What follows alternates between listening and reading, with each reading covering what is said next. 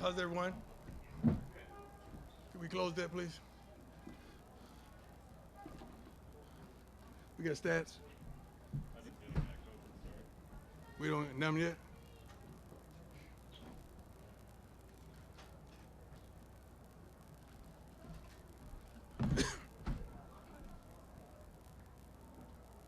First and foremost, thank the Lord for allowing all this to transpire.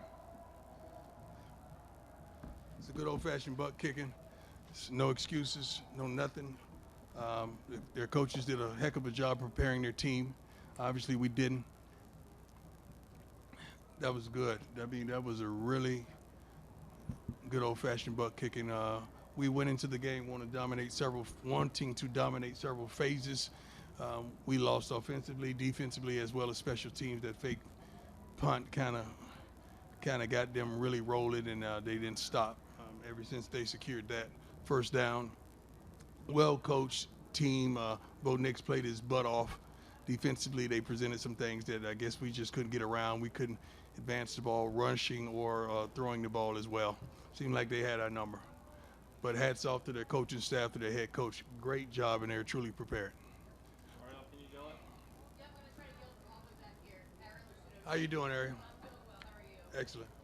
With a good old-fashioned butt kicking like that, is there anything you can really learn and take from it, or is it really easier just to kind of wipe the slate clean? No, you can't wipe the slate clean. You got to watch the film and evaluate. I'll do that on the plane, but I saw a lot of it live.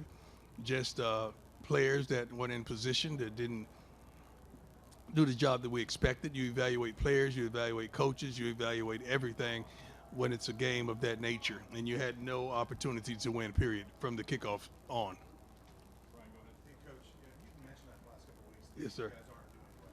Yeah. Does something like this maybe hammer home that message to these players and say, see what happens when you don't go well? No, you don't need to hammer home a player. A player knows. I mean, he could fool himself and trick himself, but when he looks at the mirror, he knows what he's looking at. Something like this is I'm not going to say, people around the country would say this is what they needed to humble themselves. We wasn't arrogant or whatever. We're confident people. If our confidence offends your insecurity, that's the problem with you. It's not us. We expect to do well. We expect to play well. We expect to win every game we step out there. We expect to practice to perfection and go out there and execute the things that we practice. We just didn't do it today. But it's not something that was needed. It's just like saying you get in a car wreck or something. Oh, he needed that to slow him down. You don't need that. That's just stupid. It's just something that happened, and they got the best of us today. That's just it. Did it seem like Oregon was doing things you weren't prepared for? No, it's not like we were being tricked. We knew everything was coming. Even after one of the TV timeout, we were saying they're going to take a shot. They're going to take a shot. They took a shot, scored a touchdown. I mean, sometimes your message just don't translate. You got to really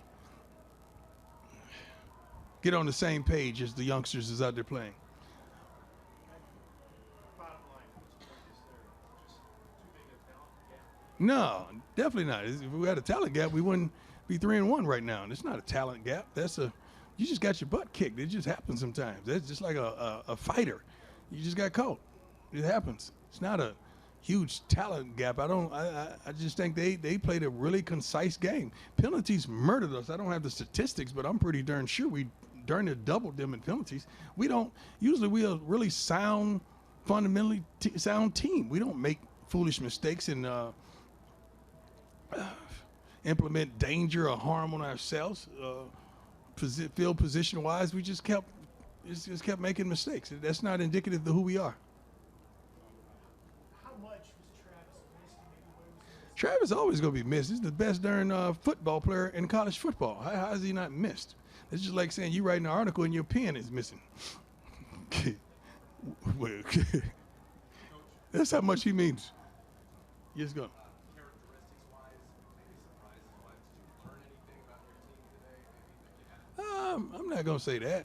You don't always have to get your butt kicked to learn. You can win and learn. I mean, that's not something to learn.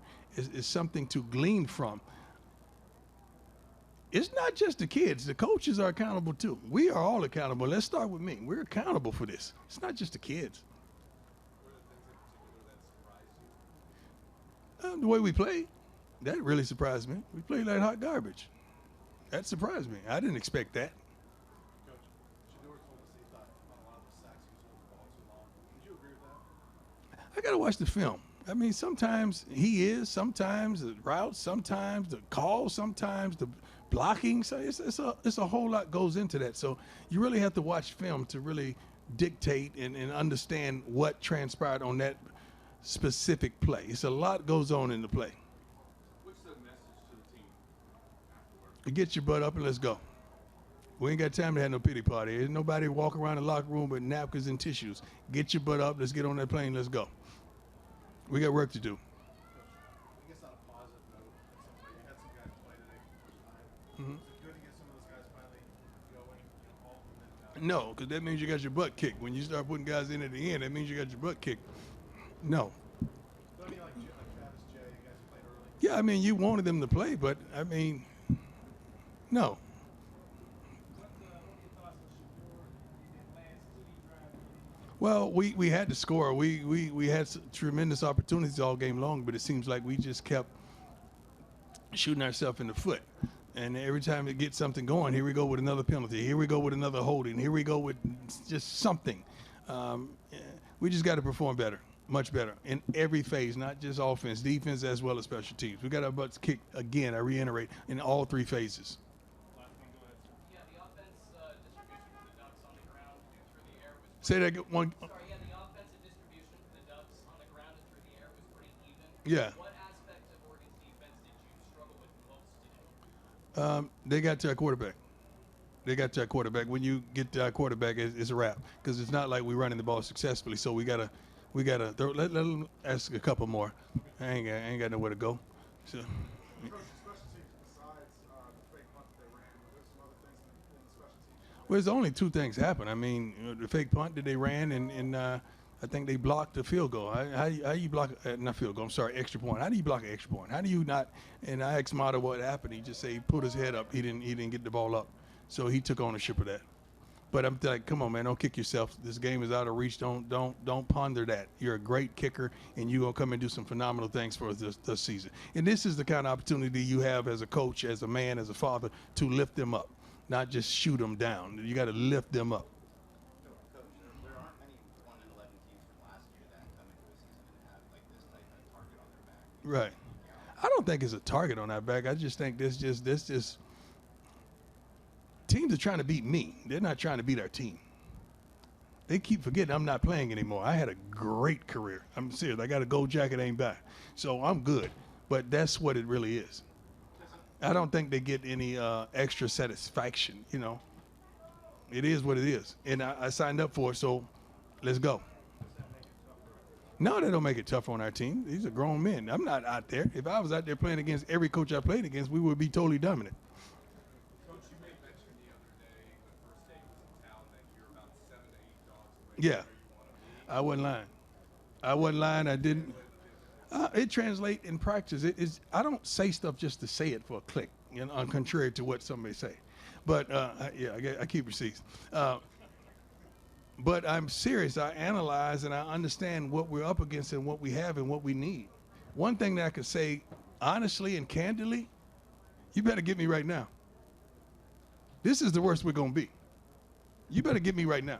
So you did hear what Dan Lanning said. Now somebody, I got messengers. God bless him though, man. He's a great coach. He did a great job. God bless him. He can take their shots. They won. I don't shoot. I don't do that. They won. Anything else for Coach?